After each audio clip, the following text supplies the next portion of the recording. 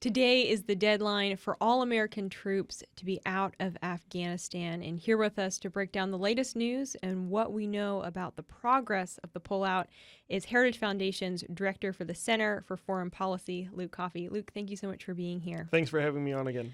So today is the pullout deadline. Are all Americans out of Afghanistan?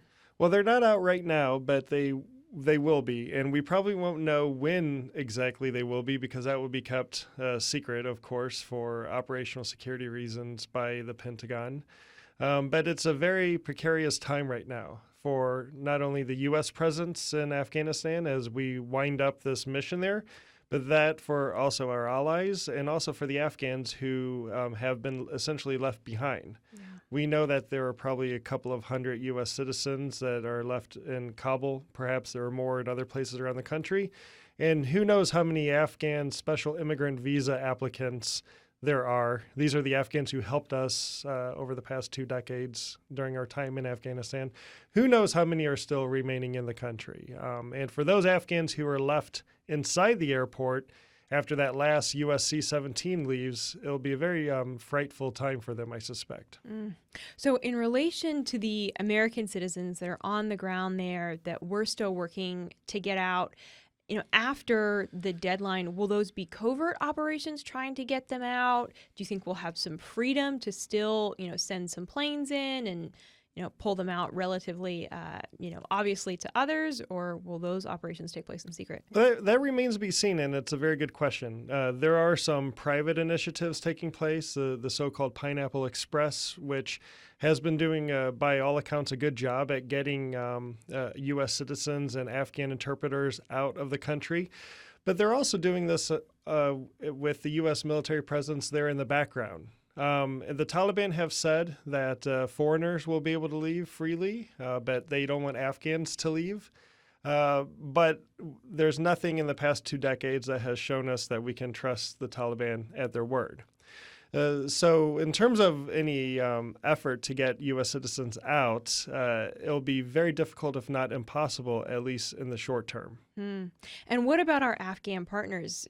Are there still going to be operations to get some of them out after this deadline? Or, are we just kind of saying good luck? Well, the Biden administration hasn't been very clear on how they're going to deal with this. They keep telling the public that the Taliban have told them that none of this will be a problem. But clearly, it is going to be a problem. The Taliban will say one thing one day, and they'll say a completely different thing another. So I suspect, however unbelievable it might sound to the listener, after the deadline for American withdrawal, there will be American citizens stranded in Afghanistan, and there will be Afghan SIV applicants who are also stranded. And do we know how many of those applicants we successfully got out and how many are still in the country as far as our Afghan partners? Again, the numbers coming out from the Pentagon are sort of all over the place. In addition to Afghan SIVs, other Afghans have been taken out of the country. They've been brought to a third country, for example, Qatar or the United Arab Emirates, for further security screening before they will eventually move on to the United States or to other places. The exact numbers are unknown publicly, at least right now. How are the Afghan people viewing America's pullout? Is there a sense among them of, good riddance? America's been here for 20 years. It's time for them to leave. Is it mixed? Do we know how they view this? Well, I think it depends on where you go and who you speak to in Afghanistan. I think generally speaking, many are probably disappointed or saddened or shocked or feel betrayed by the U.S. withdrawal and the way it has taken place. I mean, for example, if you're an Afghan soldier, you must have been shocked to discover that your number one partner for several years has just left, in some cases, in the middle of the night. President Biden had been criticizing the Afghan military for not fighting, but this is false. Since the Afghans have taken over security and combat operations in 2015, they've suffered more than 70,000 killed. Tens of thousands of more wounded. And we built this Afghan military around a system that relies on civilian contractors providing maintenance and support to helicopters and planes and logistics and our close air support that we would provide. the Afghans. We weren't. This wasn't 2009, 2010, 2011, where we had 100,000 U.S. troops in Afghanistan conducting combat operations every single day, taking casualties every day. When President Biden entered office, there were about 2,500 U.S. troops on the ground, and we were also providing our close air support. So if the Afghans were getting in trouble, we would provide airstrikes or whatever to help them. And in some cases, all of this was withdrawn, without the Afghans knowing and overnight. So it doesn't surprise me that the Afghan soldier was demoralized by this. I think your average Afghan would not necessarily welcome the Taliban into their village, but what are their choices? The central government has all but dissolved. The U.S. is now gone. And you have an Afghan, school teacher teaching children, and all of a sudden a couple of pickup trucks filled with Taliban fighters with machine guns shows up to your village. What are you supposed to do? Yeah. And when President Biden says, well, they didn't fight, well, how is this person supposed to fight back? Yeah. So I think in the end, this will be a terrible stain on U.S. prestige and honor in history. And it's probably going to come back to bite us. Well, thinking about into the coming days, weeks, months, do you think that there's hope that we'll see any resistance from the Afghan people, that some of those soldiers that were trained by the American military will kind of reform and decide to fight against the Taliban? Yes, well, this is happening actually as we speak. There's one province in Afghanistan called Panjshir that is under the control of the resistance. Panjshir is probably about 60 or 70 miles as the crow flies northeast of Kabul, the capital. This resistance movement is being led by a young man called Ahmad Shah Massoud Jr. Now, Ahmad Shah Massoud Sr., his father, led the resistance against the Soviets and also against the Taliban in the 1990s. He was assassinated on September 9th, 2001, 2 days before 9/11, by al-qaeda. His 32-year-old son fled Kabul in some helicopters, went to his homeland in Panjshir Valley, and has set up resistance. He claims that forces are pouring into this region every single day, and that I suspect they're trying to hold out until winter. If they can hold out until winter, then we might see some movement on their behalf, taking back some of the provinces in the north of Afghanistan where the Taliban are going to have a difficult time controlling and managing. But this is very early days. But there is a resistance. There are Afghan commandos, soldiers that are pouring into this region. But I don't know if they're called the National Resistance Front of Afghanistan, the NRF. I'm not sure if the NRF knows if they can trust the United States right now. Mm-hmm. Could they trust the Biden administration after what the Biden administration had done? But this young man, Ahmad Shah Massoud Jr., he knows, he's acutely aware of his father's role and his father's history, and he will act accordingly because of this legacy. So he is probably right now the best hope in terms of slowly turning the tide against the Taliban. But this takes us back full circle to where we were in the 1990s. And regrettably, all of this could have been avoided had President Biden kept the 2,500 troops in the country and the close air support. Well, and that really brings us to ask the question of how has President Biden's actions affected really America's position on the world stage and other international leaders' views of America? What are your thoughts on that? Yeah, well, it's been horrible, to be honest. America's adversaries will now be pushing the envelope a little bit more every single time to see just what they can get away with the Biden administration. America's friends are questioning U.S. resolve and commitment. President Biden was all but censured in the House of Commons last week. This is from America's number one ally. So many people are scratching their heads, wondering, well, what does this mean for our relations with the U.S., for American commitment to security alliances and security agreements, and our adversaries in Beijing and Moscow and Tehran. They're all looking at this as an opportunity, and they will take advantage of this. How they will take advantage of it remains to be seen, but they will. I can guarantee it. So, Luke, let's chat a little bit more about the day that's ahead of us, this pullout deadline. We are having this conversation on Monday. It's impossible to know what's going to happen in the next 24 hours. But how likely do you think it is that we're going to continue to see attack attempts like we saw over the weekend and on Monday on the airport as Americans complete this pullout on Tuesday? Well, we'll for sure be under threat. The withdrawal of this nature creates a very vulnerable environment for the military. They have to gradually hand over chunks of the airport to Taliban control while they continue to secure a smaller and smaller bit until the last airplane takes off with the last soldiers and the last equipment. What will they do with the remaining equipment? Will they destroy it? Will they just leave it behind, or will they find a way to take it out? Who knows? Obviously, the priority will be taking out the soldiers, sailors, airmen, and Marines that are there. When that last C-17 takes off, will you have a situation where desperate Afghans flood the runway again, trying to stop it? How will the Taliban react? And of course, you have the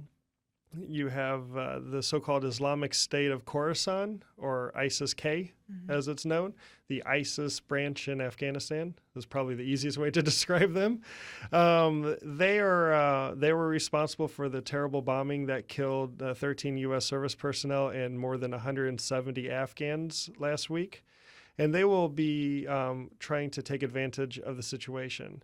And, the U.S., where the Biden administration is now reliant on the Taliban, and specifically this terrorist organization called the Haqqani Network, to provide security for Kabul and security for the U.S. forces that are leaving. I mean, the leader of the Haqqani Network has a $5 million bounty on his head from the FBI. And this is the guy whose terror group, is now responsible for the security in Kabul. You couldn't make it up if you tried. The situation's so absurd. So it is a very dangerous time. Right now, we should be, praying for our soldiers, sailors, airmen, and Marines that are trying to wrap up this very dangerous mission in Kabul. And we should also have in our minds those Americans who will be left behind, and also the Afghans who deserve to get out but can't. What is the Taliban doing right now? Have they been cooperating with America, and do we know if they have any responsibility for the attacks that we have seen? Well, for the most part, the Taliban has allowed the bare minimum to occur, so it looks like the U.S. is withdrawing people from Kabul International Airport. But they've been doing so while not allowing full and free access for Afghans and American citizens to get to the airport. Basically, they want the Americans out. They don't want to do anything too provocative that would, somehow change President Biden's mind. At this point, I have no idea what that might be, but they still don't want to tempt their fate in this. And they want to let the world see how incompetent and weak America looks while it does the withdrawal process. So that's why they're letting it happen. They're just not letting it happen very smoothly. And so there is some cooperation and coordination between the U.S. military and the Taliban. Now ISIS-K and the Taliban are actually adversaries and enemies, which just shows how complicated Afghanistan is. In the past, the Taliban have fought ISIS in Afghanistan. In fact, there have been reports of the U.S. providing airstrikes in support of Taliban offensives against ISIS-K in eastern Afghanistan. And this will likely become a major headache for the Taliban as ISIS in Afghanistan tries to exert more control and take advantage of what is a very chaotic security situation. And it will probably mean that the Taliban will not be able to control and secure and govern much of the land that it currently has in Afghanistan, right? It took a lot of land and territory over the past 2 weeks, but can it govern and control? And that's the big question for the Taliban now. So we're really looking at a situation that's obviously it's deteriorating quickly. What do you think, as far as kind of strength and numbers, does ISIS-K pose an immediate threat to, let's say, overtaking the Taliban in Afghanistan? And then what threat do they pose immediately to America? Well, one of the good news stories about America's presence in Afghanistan for 2 decades was that during the course of 20 years, there wasn't once a terrorist attack that was planned, coordinated, and launched from Afghanistan that was successful against the United States. Now, it's likely that Afghanistan will revert to the chaos we saw in the 1990s, where you have 4 or 5 different warlords or power brokers that control certain parts of the country. In this chaos, it is likely that non-state actors and terrorist groups will be able to set up shop if they wanted to. Already, we have signs of senior al-qaeda members coming back from Pakistan into rural places of Afghanistan. This is documented on social media for anyone to see. And ISIS will continue to pose a threat to the U.S., but they will pose a threat to the Taliban's legitimacy and the Taliban's ability to control and govern certain areas. They're not a major power right now in Afghanistan. They were recruiting a lot from disenchanted Taliban fighters who felt like that the movement wasn't going in the direction it should be going. ISIS-K is very extreme in its views and how it practices Islam in a way that even the Taliban find abhorrent in many ways. I mean, the Taliban would release statements criticizing ISIS when they did things in Syria. So these two powers will be fighting against each other. This will make the Taliban focus a lot on trying to defeat and counter ISIS. One thing the Taliban would have going for it is, recruitment. Recruitment is improved when you're successful, and the Taliban has been successful. So a lot of recruits that might have gone to ISIS are likely to go to the Taliban. But the Taliban's going to have a problem governing and controlling the whole country because most of the country, most of the big cities and provinces switched sides to the Taliban without a shot being fired. Incidentally and coincidentally, I should say, this is how the Taliban gained most of its power in the 1990s, was through local deals, bribery, convincing people to switch sides. And this happened again. So how the Taliban manages this new complex set of relations that it now has with different power brokers across the country will determine how securely and how well they'll be able to govern and control the country. And this will not be easy for the Taliban. Well, and of course, we can't change the past. We can't change what's already happened in Afghanistan.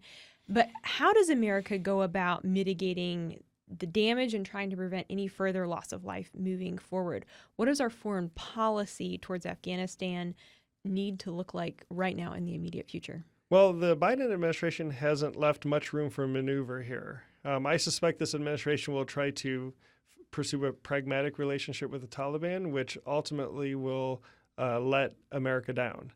In terms of America's options, I think in the short term, we need to find ways to get the remaining Afghan SIV applicants and U.S. citizens out of that country. I'm not sure how that might take place, but that should be a top priority. And then we need to double down on our relationship with key partners in the region, such as India, for example, or some of the Central Asian republics, the so-called STANs, Tajikistan, Uzbekistan, Kazakhstan. These are countries that are right on the front lines, not in a military sense, but in the literal sense. The Tajikistan and Uzbekistan border Afghanistan. They have a lot at stake with how Afghanistan goes. There are huge ethnic minority groups in Afghanistan that come from, there are a lot of ethnic Uzbeks, ethnic Tajiks. So these countries will play a role in the future of Afghanistan one way or the other. So the U.S. needs good relations with these countries. And then finally, I think we need to have an honest discussion about how we engage with or maybe even support the NRF, the National Resistance Front of Afghanistan. Right now they need bandwidth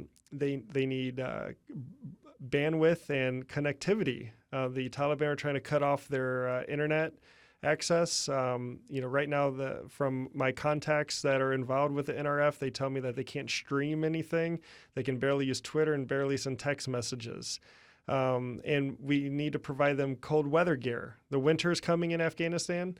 If they can survive the winter, it gives them more options in the springtime. They can consolidate more, get more supporters into this secure region.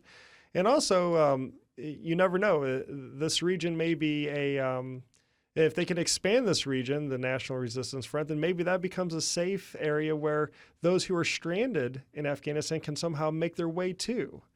So we need to figure out how we support this new group. I'm not sure if they even need weapons right now. I mean, there's so many weapons floating around Afghanistan, but they do need secure communications. They do need bandwidth, and they do need winter weather equipment for this coming winter. That's a practical need. Yeah, Certainly is. That's very achievable. Yeah. Well, the anniversary of 9/11, it's less than 2 weeks away. Do you think that America is at legitimate risk of facing another terrorist attack, whether it be from the Taliban, ISIS-K, al-qaeda? Of course, but I've always, I always start at the assumption that we are at risk, and that we have to take steps to mitigate that risk. But certainly, the way the Taliban has been able to sweep across Afghanistan, it will embolden Islamist fundamentalists around the world to be even more daring, or to be more aggressive towards the United States. It's a sad geopolitical irony that the Taliban will control more of Afghanistan than on September 11th, 2021, than it did on September 11th, 2001. And all of this was avoidable had the Biden administration pursued a different policy.